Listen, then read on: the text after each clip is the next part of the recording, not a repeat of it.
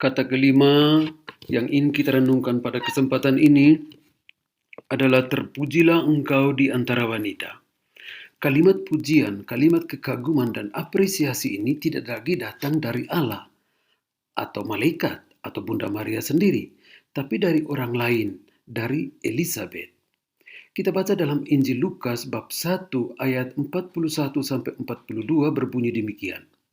Dan ketika Elizabeth mendengar salam Maria, melonjaklah anak di dalam rahimnya, dan Elizabeth pun penuh dengan Roh Kudus, lalu berseru dengan suara nyaring, "Diberkatilah engkau di antara semua perempuan, dan diberkatilah buah rahimmu." Artinya setelah Allah mencurahkan rahmat, berkat berlimpah kepada Maria, semua berkat itu tidak disimpan bagi dirinya sendiri, tapi dipancarkan, atau dengan kata lain, rahmat Allah sendiri, berkat Allah itu sendiri terpancar dan terbagikan bagi orang di sekitarnya.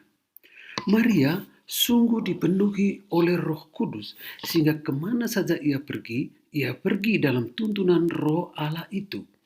Ia hidup dalam berkat Allah, sehingga apa saja yang dilakukan, apa saja yang dikatakan, apa saja yang dikerjakan, ia kerjakan dalam Allah untuk memuji Allah dan untuk keselamatan jiwa banyak orang.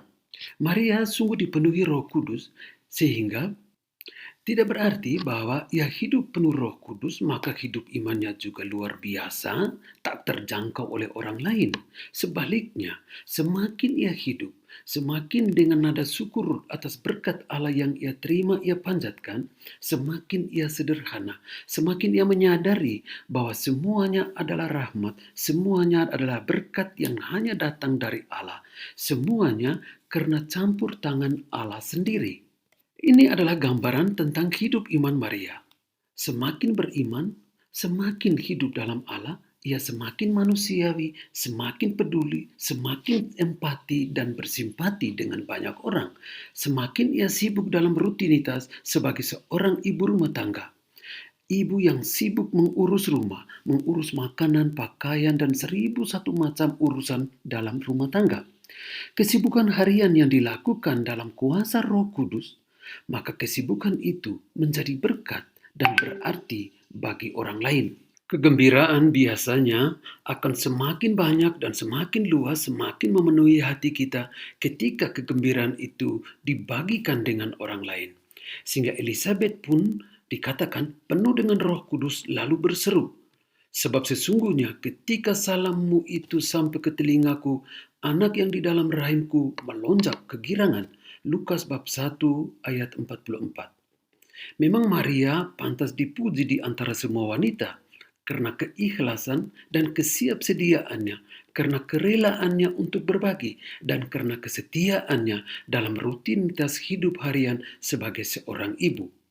Berkat Allah selalu datang dalam hati orang yang setia, dalam diri mereka yang rela berbagi berkat Allah, dan dalam batin dia yang ikhlas menggembirakan orang lain. Karena ia sudah percaya, ia sudah menaruh seluruh hidupnya dalam penyelenggaraan Allah. Dalam kitab Wahyu bab 12 ayat 1 diserukan pujian kepada Maria yang berbunyi demikian. Maka tampaklah suatu tanda besar di langit, seorang perempuan berselubungkan matahari dengan bulan di bawah kakinya, dan sebuah mahkota dari 12 bintang di atas kepalanya. Pujian dan apresiasi ini diberikan kepada Maria karena ia mencintai panggilan dan pekerjaan hariannya dalam dan dengan kekuatan Allah sendiri.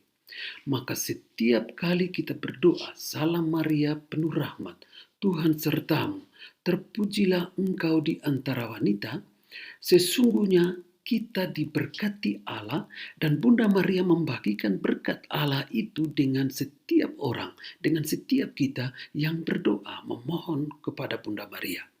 Sebagaimana ia berbagi sukacita dengan Elizabeth, Maria juga akan membagikan semua yang ia dapat dari Allah dengan kita.